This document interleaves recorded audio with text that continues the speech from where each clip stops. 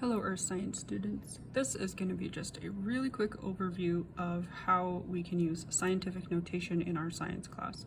So sometimes in science we have to refer to really big numbers, such as the number of meters between planets in our solar system, and sometimes we have to refer to really small numbers, such as the width of an atom in centimeters, something like that.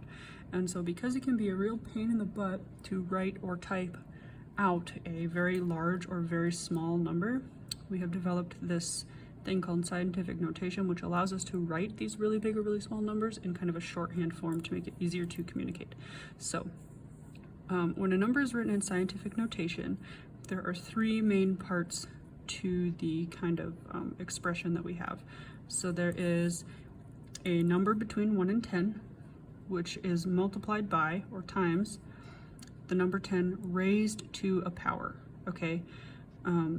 So if the power of the 10 is a positive number, that means we're referring to a very large number that's written in scientific notation. It's greater than 1. If our number between 1 and 10 is multiplied times 10 to a negative exponent, that means it's a very small number. It's less than 1.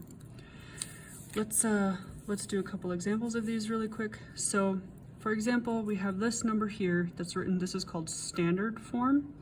And so this is a pain in the butt to have to write out every single time. This is 98 billion, that's a lot of zeros. So we're gonna convert it into scientific notation to make it a little bit easier to communicate. So the basic process for converting a number in standard notation to scientific notation is to plunk down. Here is your original implied decimal point, right? And we're going to plunk it down in between the first two non-zero numbers of our big number that we have here.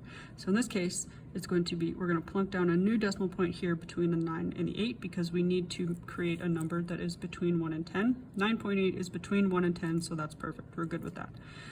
So then we have our new number is going to be 9.8 times 10 to the something. We need to figure out what power it's going to be.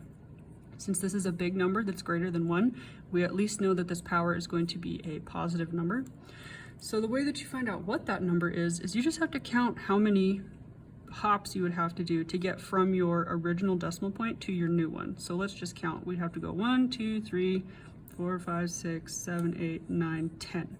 10 places between our original decimal point and our new decimal point means that our exponent in our scientific notation is 10. So 98 billion in scientific notation is 9.8 times 10 to the 10th power.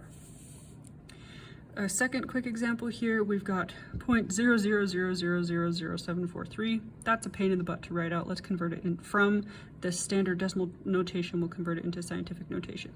So here's our original decimal point way over here. Remember, we're going to plunk this down in between our first two non-zero numbers. So we're going to put it here between the 7 and the 4. 7.43 is our new number. That's between 1 and 10, so we're good with that. So our new number in scientific notation is going to be 7.43 times 10 to the some power.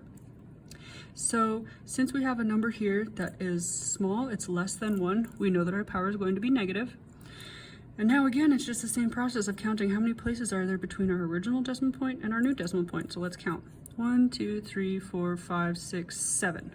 So this means that our exponent is negative 7. So this number in scientific notation is 7.43 times 10 to the negative 7th power.